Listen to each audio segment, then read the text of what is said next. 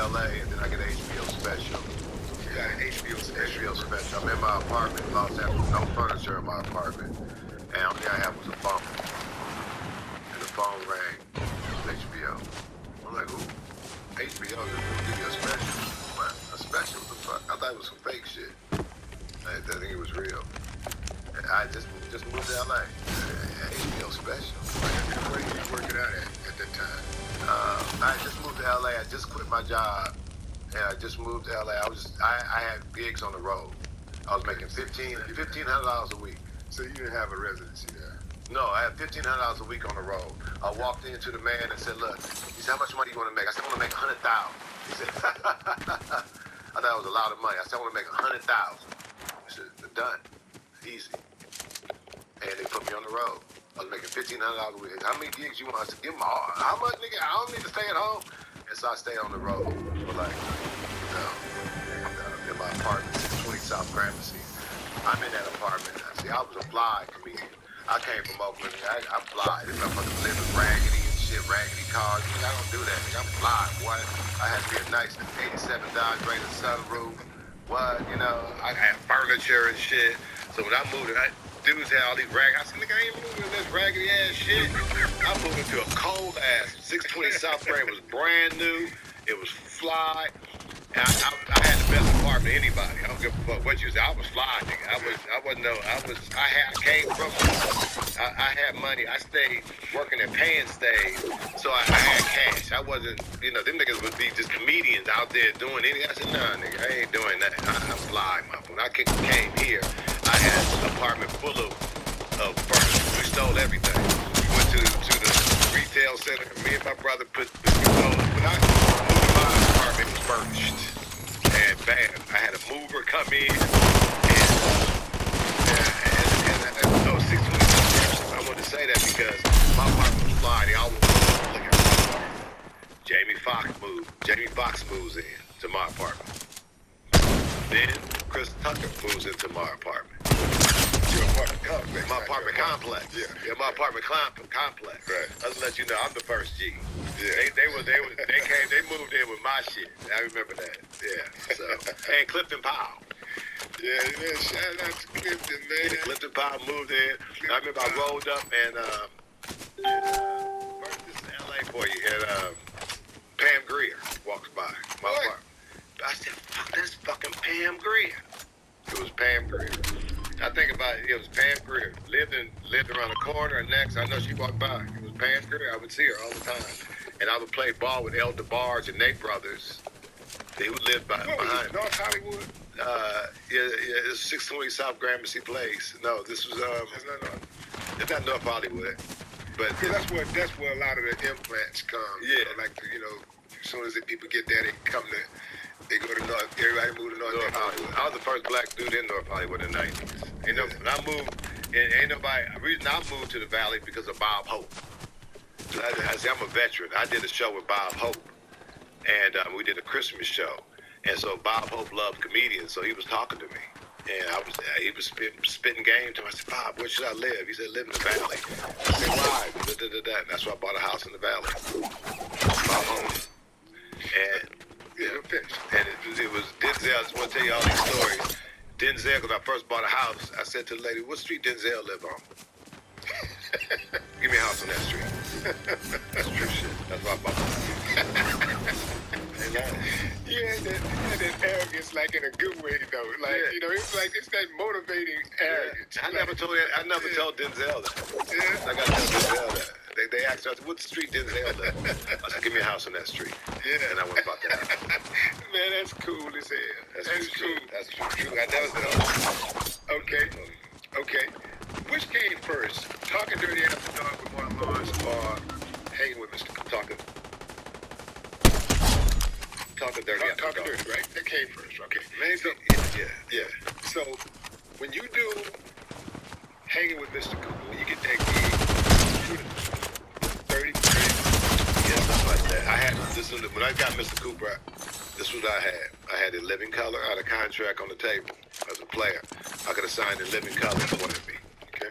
Rokina said, we want to sign you. Mr. Cooper wanted to sign me. had another sitcom I could have did on NBC, but I think Kim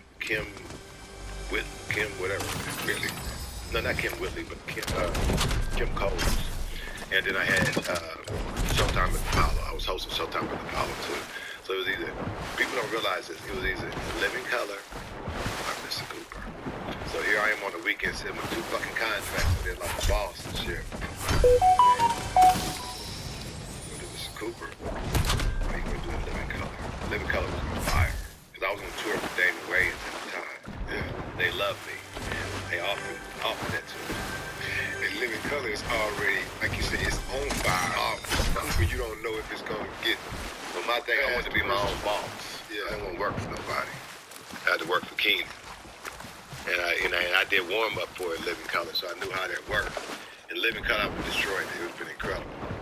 It would have been incredible. But I said, so it was a very hard decision. Trust me, I almost went with Living Color. And to this, so people don't know. We're doing this thing really. People don't know this. The first time me ever saying this shit. Yeah.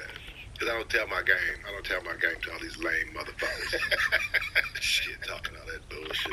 Weird motherfuckers. I ain't into that. You know what I mean? To this day, do you think that you made the right decision? Mm-hmm. You never had regret. Mr. Cooper? Yeah. Shit, we went international, baby. Yeah. I went international on this motherfucker. No matter what country I go to in the world, they know me. Yeah, that was the move because Living Color had an ensemble cast, and a lot of those guys. And so they did well by being on those shows, doing those sketches and things. Yeah. But Mr. Cooper was Mark. Right. It was Mark Curry's show. Yeah, exactly. Period. And that show is capsulated for the rest of eternity. Yes. And that's your thing. Right. You know, if you look at Living Color, you think that's Kenning's thing. That's Kenning's thing. Yeah, Right. So, absolutely, great call, man.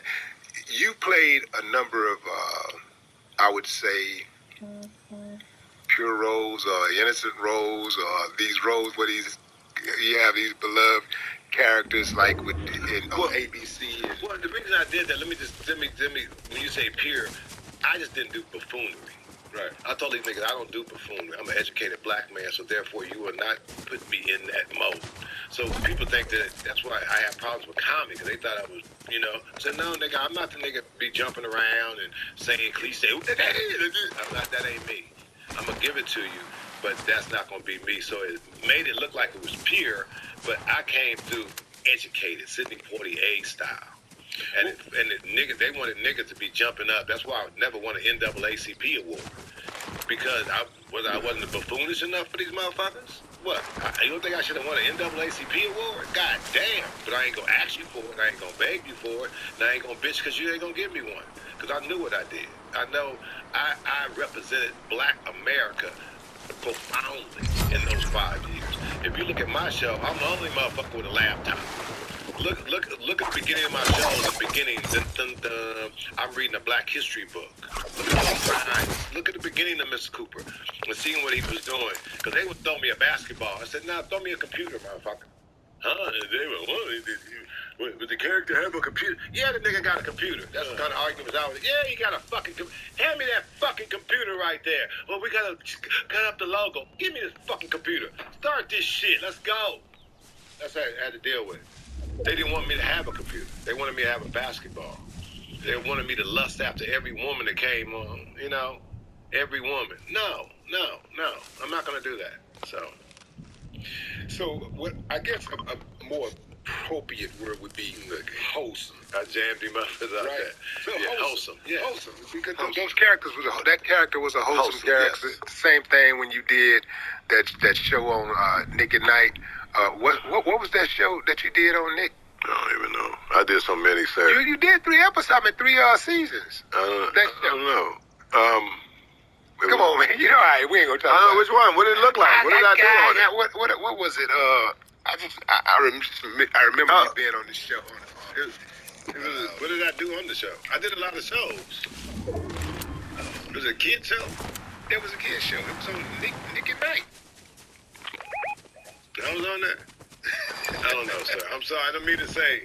It could have been a family reunion. Well, my point is that have you ever been like conflicted in how you move in life, in your personal life, versus how you presented when you play those wholesome characters, where people have certain expectations of you to be one way, and you feel like, okay, I'm gonna have to, fall back because these people are gonna try to cancel me. Fall back, not, where you might have a situation where, somebody get out of line and you want to check them, you want to say something in public. I don't understand. In public or any, because these, when you played, Mr. Cooper, right, that was a very wholesome role and you had a lot riding on it. That was your show. But if you go, everything goes. Nobody can work.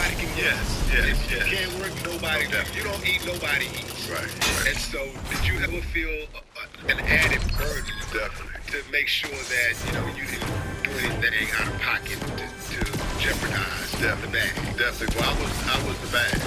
So I knew that in Hollywood, I'm a ghetto boy. So this is my first time in Hollywood looking at these people. And so I could only go by how you treat me. I'm gonna treat you. I could only see, so I didn't know what to do. So I looked at the bag and I looked and said, okay, how are we gonna do this bag? What's our goal here? Our goal is 5 years. A lot of shows that make it. So what's our goal? What we gotta do? Who I need to meet? I knew the top. I was with the top dudes. When I say the top, I was with the top guys, and I knew them. I knew them on a personal basis, and so I knew what to do. I knew what not to do. I knew, as far as character, that was off screen was difficult, because here I am, you in L.A. In L.A. and you popular, so it's hard to be off the grid. Then you go back to Oakland, you're like, oh man, I don't think I need to be in this situation right here. So it was very difficult. Then I was Mr. Cooper, beloved, almost like Barney. I was almost like Barney for the kids. So I go somewhere, little kids come up to me. And so then my material changed. It kind of threw me off, my rhythms of comedy, because Mr. Cooper talking like that, and so it threw me off. It really threw me off to be that humanitarian, to be that guy, because I was a raw comedian first. And then they gave me this, and it worked. And I saw the humanity in it, where I knew I was special when I went to Children's Hospital and I made children happy. I said, you blessed, bro. These little kids are messed. These little kids that have diseases, they're messed up. And just to have managed to walk in there and to feel the power and made them smile. I said, man, you blessed, bro. You blessed. And so, I don't know what I'm trying to say, but it was a huge pressure. Still to this day. You go meet Mr. Cooper, I gotta be on 24 hours. Me and Rocket, we walk around, we gotta be on 24 hours. No matter where I go. We went to Starbucks, we talked to 83 people in there. But if I wouldn't have been mean, it would have been fucked up. It would have hurt them. Imagine you meet a big celebrity, Jamie Foxx, or somebody, remember, how you doing? Man, fuck, get out of here, man. It'll hurt you. So that's why I feel the burden. I'm carrying the burden.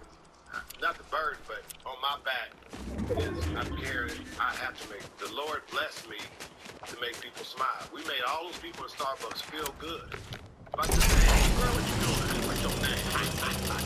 They just took them to the different advantage.